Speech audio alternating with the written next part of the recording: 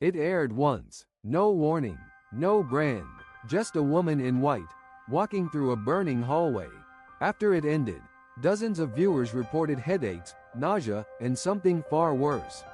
Some said the ad didn't just affect them, it followed them, and some believe it was never meant to be seen by the public. In 1998, during a regional sci-fi marathon broadcast in Northern California, a 30-second ad was slotted between two episodes of an old space opera. The station's schedule listed it as a local sponsor segment. These were typically used by small businesses to promote themselves late at night. But what aired that night was not a small business promotion. It was something else entirely. The ad began in silence. The screen was almost pitch black, save for a faint pulse of red light in the center. Gradually, a dimly lit hallway came into view. The lighting shifted unnaturally, as if someone was controlling it manually, like a stage spotlight that couldn't stay steady. Then, from the far end of the hall, a figure began to move. A woman in a flowing white dress walked slowly toward the camera. Her bare feet made no sound. Behind her, flames flickered on the walls, but never touched her. They danced unnaturally, reversing and distorting with the footage. A faint chorus of whispers rose, not in unison, but layered in unsettling discord. Some viewers described the audio as sounding like reversed chanting or slowed-down dialogue from an old sermon. The woman continued walking until her face filled the screen. Her eyes were entirely black. No whites, no pupils, just two voids. Then, abruptly, the image shifted to a pedestal. Atop it sat a perfume bottle, labeled, elegant, and glassy. Soft mist curled around its base. A word appeared beneath the pedestal, in thin serif font, REAVE. Then, silence, and black, almost immediately. Phone calls began pouring into the station. Some were confused, others were furious, but the most alarming ones came from people who claimed the ad had physically affected them. A young woman said she felt her heart race uncontrollably during the broadcast and had to lie down for over an hour. A man reported that the image of the woman's eyes replayed in his mind whenever he blinked. One couple said their television flickered for a full minute after the ad ended, even as the sci-fi show resumed. But the most disturbing report came from a man named Daniel, who said he watched the ad with his wife and smelled perfume in the room while it played. The scent, he said, was sweet but burned my nose like bleach. He checked their home. There was no open bottle, no air freshener, and no explanation. The station's manager refused to issue a public statement.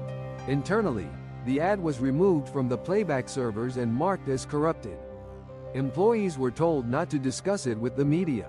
Online forums, especially early lost media communities, exploded with speculation.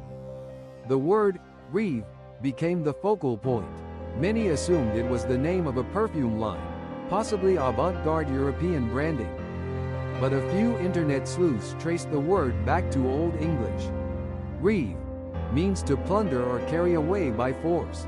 This led to new theories, that the ad wasn't promoting a fragrance at all. Some believed it was a metaphor. Others believed it was literal. The ad was an intentional, psychological extraction, designed to take something from the viewer. A theory emerged.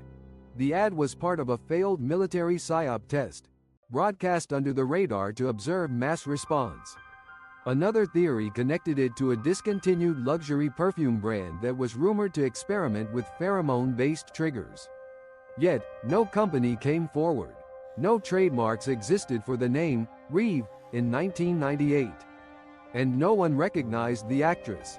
Years passed. The ad became legend, debated, mocked, feared. Then, in 2006, a user on a horror-centric forum posted a VHS rip titled REAVE_1, AVI. The file was only available for a day. The post was removed. Those who saw it claimed the digital version was even worse. The whispers were clearer. One viewer said she heard her name, repeated in the audio 5 times. Another user, a video editor, broke the file apart frame by frame. In one single frame, buried under a layer of static, was an image that wasn't present in the broadcast version. A blurred face. Mouth open. Screaming. The file disappeared shortly after.